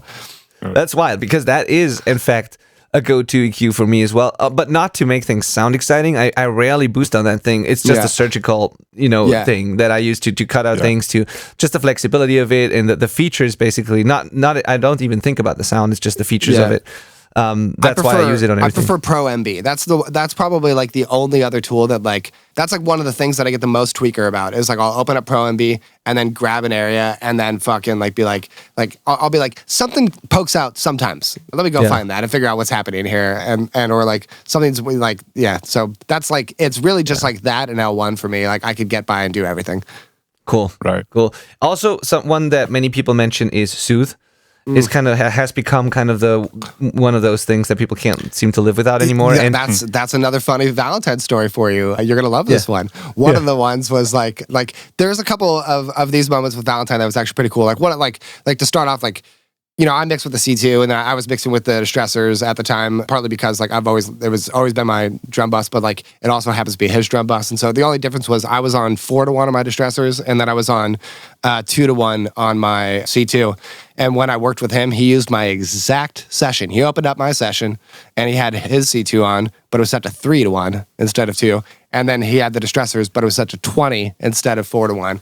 And 20 on drum bus. He was using my exact session. So like it was super easy for me to like sit there with him and be like, go to this. What is like, I turn that off or whatever. So like one of the songs, I was like, all right, so like one of the revisions here is the bass. Like I'm missing all that like top end articulation from that Stingray. Like it doesn't like sounds like it's not as like bright and like exciting anymore. Like what do we got going on there? And he like goes down and he looks at like the bass buses, and he's like, and like in the comments of the thing, he has it marked where my volume was too, so he knows if he's like changed and stuff like that. Like he's just like methodical. And he's like, everything on here is like the exact same, like set it, like it's your exact bass chain. Nothing's changed. And he's like, oh, actually, I did put Soothe on it. And I'm like, oh my God, bypass that. And he bypassed it. I'm like, that's it. It's perfect. I hate that plugin so much. Like, and he was like, oh, okay, yeah, not a problem. So like, that was like, but one of those like, you know, he's like, well, I wonder like what we're gonna do. Like this revision sucks. You know what I mean? It's like, it's just Soothe. There was the only thing that I heard, but that's one of those type of things where like the level of detail they bring into the thing that like, if he just engages the Soothe plugin, I'm like, that bass sucks. I hate it now. Where is what happened to all the life of it? It's like, it's one tiny fucking thing. It's just fucking Soothe and it's everything. So anyways, I find that people really overuse Soothe and like really like make things like that. Me and Mark Lewis are best friends about this. Like we both kind of know really like Soothe. But you know who is like one of my favorite Soothe users who's like blown my mind about it is one of my new friends, this guy Clint Gibbs, who mixes like Kim Petras, shout out to Kim Petras on my sweatshirt, mixes Kim Petras and like all the like Dr. Luke stuff that I've loved, and he's just like phenomenal. But he is like a Soothe master with using it to sidechain and like duck for bass stuff and like does crazy stuff and like uses meters and like watches what Soothe does to the meter to make sure that his bass is like fucking totally cool. So like I've never gotten along with Soothe. I think like when I use it, it always sounds wrong to me, and when other people use it the way that I use it, it always sounds wrong to me. But like when people use it like that and I hear it in context, I'm like, fuck, that's so sick. And then I try it and it just doesn't fucking work for me. Like I cannot get that plugin to work. I've just started doing it like sidechaining into Soothe because I thought we got to interview Jason Joshua on the podcast. That's right. Back in October, I think, and yeah, he was using Soothe heavily as a sidechain tool for getting bass out of the way of like 808 kicks and stuff, and it was like pretty cool, honestly. And it was working really well for him. And I've had some success, but not total success. It's funny because like I think the Clint one, like he said that it came in as a preset, and then he was like, "What? Like this is like life changing." And then so like it's like the only thing he knows how to do is like that one preset and like modify that kind of thing. Like it's like like it has to be like given to you and shown to you. But like that's also like guys like him and Jason, like that's also like a cool thing where like they're also working with like really fucking good Pro Tool sessions already. You know what I mean? That are like actually have like some genius shit going in there because these people are like methodical psychos too. So like the amount of tricks you're picking up from all the plugins that you have to like, it's probably pretty awesome, you know? Totally. And also I think it's, again, just showing the difference between you working on your own productions, where you took the time to do things right from the beginning and capture tracks that are not problematic, versus someone mixing all kinds of stuff recorded by all kinds of people in like less than ideal situations. So for example, I agree that people overuse Soothe heavily, and I can often hear it in many guitars are just more white noise than a guitar sound sometimes, or like cymbals turn into white noise because there's no resonance, nothing exciting anymore. It's like that Biddy quote I was saying earlier. It's like you discovered Soothe, so now you use it on everything. Yeah, you know what I mean. Like how amazing are you? You're an engineer now. You know. yeah, totally. But then again, I still love Soothe, and it's mainly because I am only mixing now. I stopped producing years ago, and I'm full-time mixing. And so I don't mix everything. If stuff is really crappy, I just don't do it, or I recommend, retracking or whatever. I of course do that. But still, much of some of the stuff that I get to work on is still not ideal, of course. And it's DIY bands recording themselves, or producers who maybe are not at, like, they don't work at the level that you are working at. And so I have to deal with like really harsh cymbals, or really harsh, resonances and vocals that nobody caught for whatever reason, or problems in guitars and stuff like that. So for me, using it intentionally and strategically in certain places, it's like really sometimes a lifesaver and just a very effective tool to fix these things. But I feel the same way about things that I record, if it's my own stuff, or even if I listen to sessions that I've done a couple of years ago. I don't need to use it nearly as much, if at all, there, just because I picked the right microphone, put it in the right spot, and made picked the right cymbals and did all those things. And I guess that's part of the reason why if you put Soothe on one of your sessions, immediately something is missing, because it's been that way for a reason, right? And so you don't have to remove anything dramatically, like, so a good tip, I guess, or a thing that I like to use a lot for anything that like I would use if I like if people were going to reach for Soothe, instead they should try this one, which I like naturally reach for, which is the Little Freak plugin, the Empirical Labs one, which is that EQ. But it's got the best de-esser and the best like high frequency limiter like on there. And it's like, dude, you can just like, and it's like meant for that. It's like kind of based off of like the Fatso and like how like the warmth setting works to like kind of like compress and like soften up the top end. But it's like one of the only things that I can do that like will soften something out without making it sound like de-essed and without sounding dull. And it's still just like, it's like now not annoying in front of my face. But like when I hear Soothe, it's like, what is happening? This is like some weird like broadband like blanket thing that I'm hearing, and no matter how I turn this, I still always hear it, you know? Yeah, it's interesting. It's some people's favorite tool. Other people You can't tell I hate don't like Sooth, it. you know? No, yeah. But I find it interesting because all of those answers that you gave make total sense when you explain them, and yet they are still the exact opposite of what most people tell you. And I'm not saying either. Like, I'm not saying those people are wrong and you're right, or the other way around. It's just what works for different people. It's just very interesting for me to hear this. Yeah, that's also the like people who are real engineers and do what we do. They also like totally know that like what works for you is probably not going to work for me. But what it does, it's a fucking life-changing, amazing thing. Yeah. Like today, like my Unfair Child setting on my buddy David's mix. He's like, dude, I didn't even know how I could make that mix even better, and like now it's like so much better. Like, oh my god, you know, it's like thankfully that thing worked for him, and we could be best friends. Yeah. You know? And that's why you keep chasing. That's also something I find interesting. That's why you keep chasing, you know, things that other people do, but you're not copying one person and everything that one person does. You're picking a thing from here and then a thing from there and then a thing from that person, and you make your own thing out of all these different inspirations. So you constantly look and listen for things that you like in other productions, but it's not that you're copying one person. You are picking what works for you, and you're ignoring the things that don't work, right? So, another kind of good example of that too is like when you start going down the world of like drum machines and like fucking synths. Like, I'm a big 1975 fan and like, you know, big like Tame Impala fan and stuff like that. So like, it's like, what the fuck synths are these? And then all of a sudden, like I go down the rabbit hole, and then you learn about like the fucking sequential drum tracks and like the 707 and the 909. And then like every time you hear like a sequential drum tracks or a 707, it's like, that's a 707. Like, so I'll listen to like Tom Petty, I'll be like, that's a 707. Like, or like a DX7 patch, like you like hear it one time and you try it and you're like, oh my God, that's Aha's Take on Me. And like, or that's this, like, wow, like that's the DX7, that's the M1, Korg M1 piano. Like I could just hear those things and like name them and know. So like I find like my like favorite like artists like that, they all collect their favorite colors, and they all have their own platform and their own color platform where it's like for piano I reach for a Korg M1 and I reach for this thing, and like so like that's like what you're talking about is like all my things are an amalgamation of all my inspirations and like what has worked for me and like what is like my thing, and it's like all directly pulled from my inspirations, you know. Yeah, and at the end of the day, it's tools and a workflow and a thing that you've built for yourself that lets you serve the song and focus on the music. And it's not about those tools and about the gear. It's about using that to make the best possible version of that sound that's in front of you. So that's also really interesting and inspiring as well to hear. Is like one could get the impression when we talk about gear so much that gear is all that matters. But what really matters are the performances, the arrangements, the songs, as you said before a couple of times. Yeah.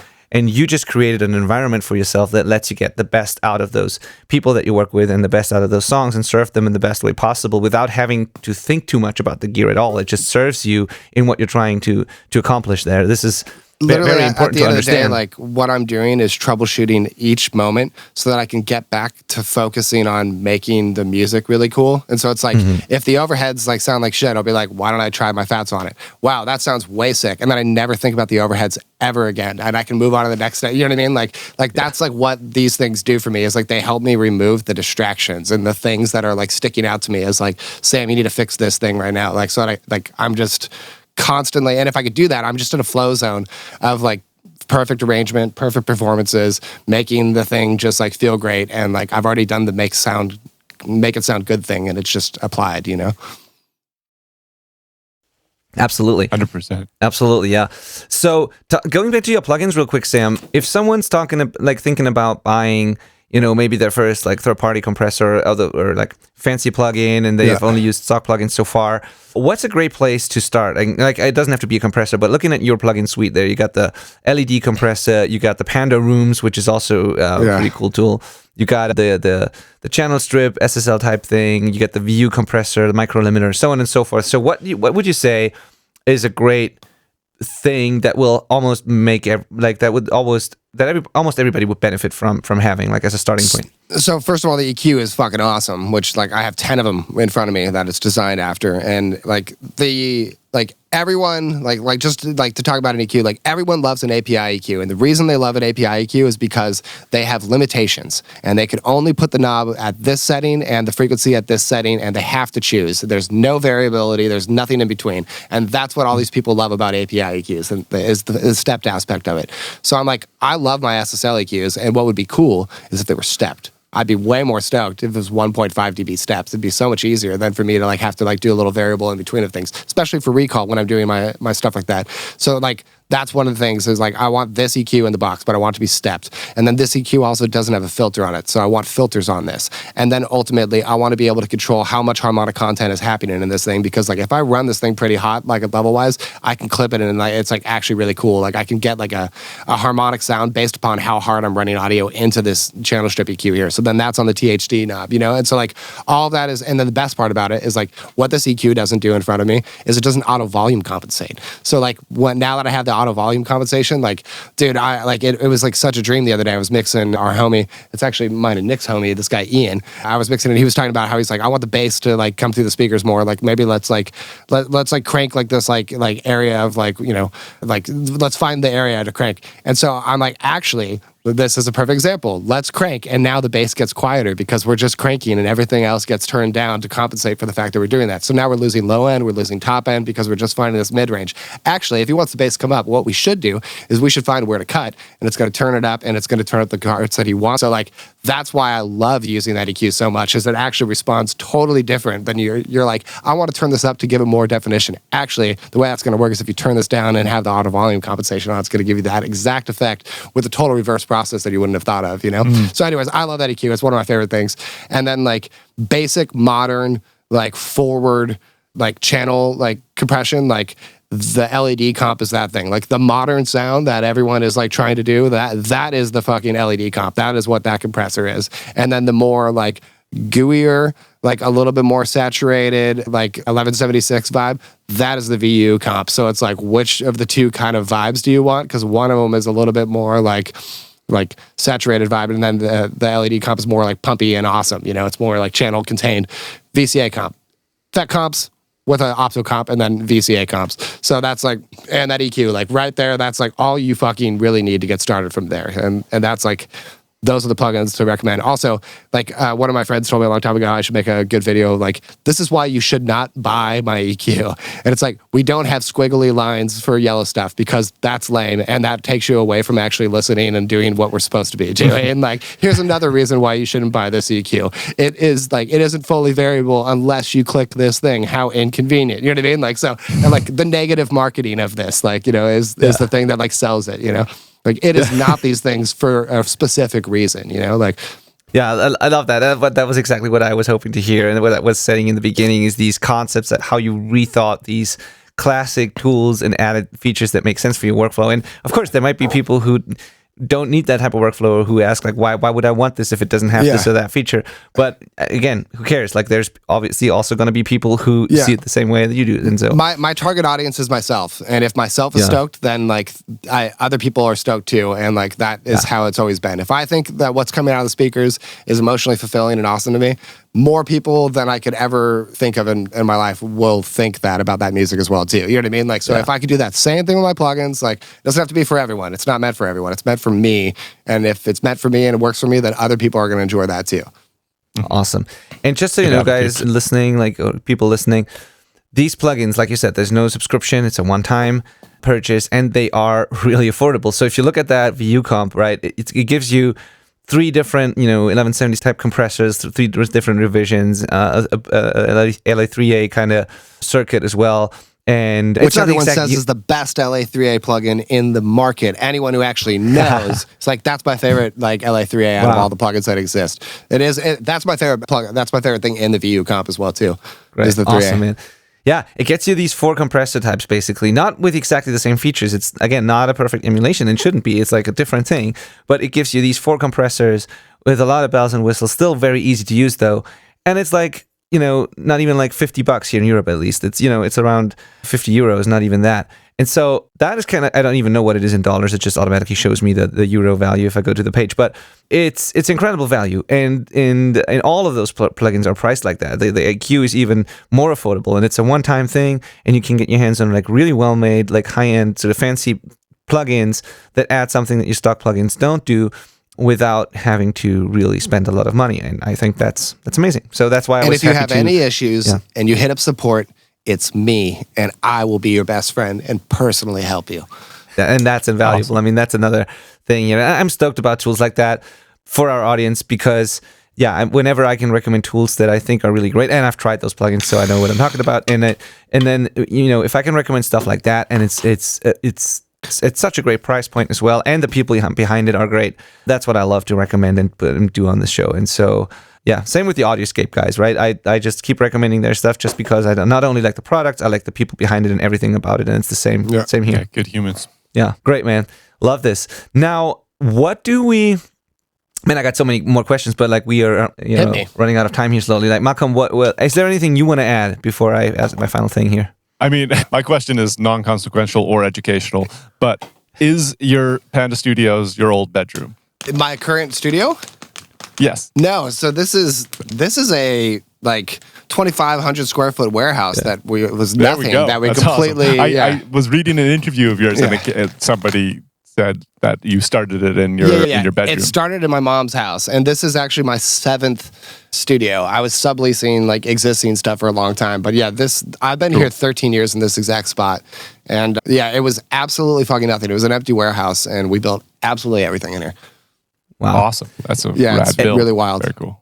What is it about the Panda? Actually, I didn't even ask. Like, what's the Panda all about? Because Pandas fucking rock, dude. Why not, dude?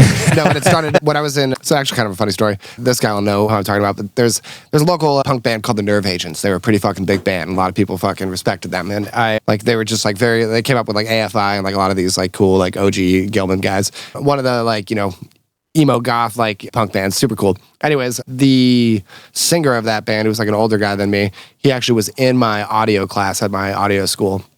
And at that time, I was like...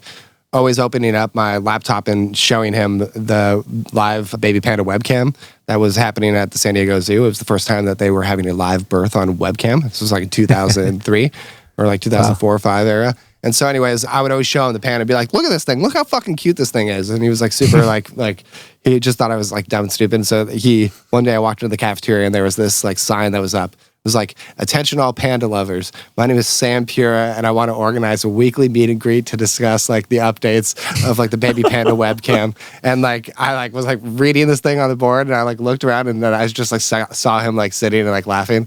I'm like, you fucking asshole, dude. And so then it just like it was my thing, like the Panda. It was just it became like, so when I needed to create a MySpace for my studio and name it, I'm like, the Panda Studios. That's just what it became. That's such a cool story. And it's just like cool. Like we just have all these trinkets and like pandas rock, dude. Like so anytime, and it's like it's cool. I've hijacked a panda in terms of like when people see pandas, like they think of Sam. They don't even think about the panda themselves. They're not even like, oh wow, this is a bear and it's really cute. They're like Sam. So like the amount of panda shit that people buy me is tight. I'm just like collecting panda stuff. It could be argued that I probably own the most panda trinkets as a human. That's awesome. So funny. Yeah. Thank you for sharing that. Awesome. I didn't know. I was always wondering, but I just kind of accepted the fact that the Panda is your thing without knowing what it's all about. So that's great. Yeah. Cool. Now, where should we send people to? So of course there's purified.com. This is the plugin site. Then there is is it the Panda Studios or pandastudios.com? No, the pandastudios.com because we are several studios. It's all 3 of them. The Panda Studios. There we go.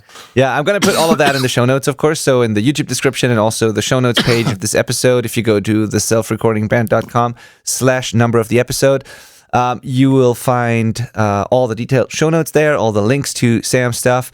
I'm just going to put everything in there, like your socials, your Purified, your studio, that people can connect and find you. Yeah, Instagram too, Sam Pura. It's my main place. There you go. Yeah, totally. And I would highly recommend, honestly, it's very interesting. I mean, just following your work and what you do a little bit, because you post a lot, you comment a lot online or on Facebook, you engage in kind of discussions, and you're clearly very opinionated. Sometimes you have clear opinions, strong opinions, and you will, defend them. And it's not always everyone's opinion, which is of course fine, but I always find those conversations very insightful. Even if I don't fully agree with everything that everybody always says, but like it's always really clear who knows what they're talking about and who doesn't. And you can make up your own, you can make your own opinion. But I think those conversations are really insightful often, and I think it's worth following you on social for that reason alone. And you drop a lot of knowledge bombs there. And I'm a a very of, polarizing person. There's people who think I rock, and then there's people who absolutely fucking despise me, and that's cool. I'm totally happy with that. I'm happy to have my own fucking ways of doing things, and it's funny because I keep referencing my homie here because he rocks, but he has a client, but he's a barber, and so like one day he called me and it was just like, yo, I had this like one client who like said that like apparently like you're an asshole, and like he would never work with you because like you're an asshole. It's like, oh, okay. That guy came and made a record with me, and like we're fucking best friends now. The guy that he said that like thought I was an asshole. So anyways, point is like, you know, like you either fucking love me or you hate me, you know. And now we're fucking we converted him. It was easy. All we had to do was work together and make a record, and it was amazing. Converted. So Yeah, absolutely. So I hope after this episode. You know? Sorry, what was that? Like, so beware. I'm a beware, polarizing guy. Yeah, exactly. But I'm pretty sure that after this episode, you've gained a few more best friends, hopefully, and I'm pretty sure about that. So anyone can hit me up anytime. Happy to talk audio. yeah, totally cool, man. Anything you want to say, Sam, or point people to, or talk about, or mention here before we wrap this up? Did we miss anything? Clint Gibbs is one of my favorite mixers and one of the coolest guys that's making some of the coolest shit right now. I fucking absolutely love his work. Also, I'm really inspired by this guy, Andrew Mowry. He's also a really funny guy. But he's got incredible fucking mixes that I've just been listening to a lot recently and referencing. And then besides that, the Caroline Polachek album that came out last year is like the best album ever. And you should totally fucking listen to that. And Jeff Swan mixed that album. And Jeff Swan fucking rocks.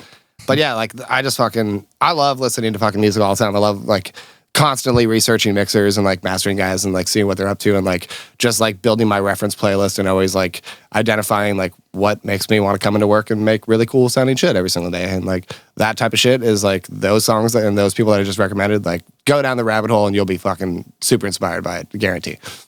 So that I get from that you are not one of those people who can't listen to music anymore because they listen to music all day anyways. So many of our peers just don't listen to music outside of work basically because they say they can't all. So I mean, there's this guy named A.G. Cook who I like am absolutely fucking fascinated by. He's like one of my favorite songwriters and he just puts out so much fucking content. But like the thing that I find like the magical experience of like what we do is like when I listen to A.G. Cook, I try to be critical. And I'm like, damn, that's a cool kick sound. Like, wow, that's a cool like synth sound. Like, that's a cool thing. And no matter what, every single time I fucking am listening to a song, I get lost and I forget that I'm even being critical. And I'm just like, I'm experiencing music and it just connects with me. And it just like makes me feel so inspired and like so like emotionally and like spiritually and creatively fulfilled. And every single time I listen to this stuff, it just like blows me away, the level of the mixing, the level of detailing, and like I get lost in how amazing the content is every single time. And like I'm just like there's no distractions. I'm just like completely like immersed and like connected with like the song. And like that's like the like I'm always constantly looking for that and trying to make that happen for people. And like what's cool is like the records that I have done that really connect with people, like they basically kind of try to explain that that's what they love about the records to me. They're like, dude, like I don't want to sound like I'm like gassing you up, but like, man, I listen to that record all the time in my car. It's like I fucking get it. You know, I totally get it. Like I've listened to that record billions of times making it, you know? So like, but yeah, it's just like, you know, just trying to get to this point where like when we listen, like I just like I'm constantly like seeking inspiration and stuff that just like feels so beyond me and so like I just can't even like I have no complaints. I can't even like articulate like how like beyond my capabilities it is to achieve something like that song that's coming out of those speakers. Like that's the type of shit I want to listen to all the fucking time, and that's the only type of shit I want to be influenced by. Is like shit that's just like years beyond me, you know. Love that answer. Thank you. Cool.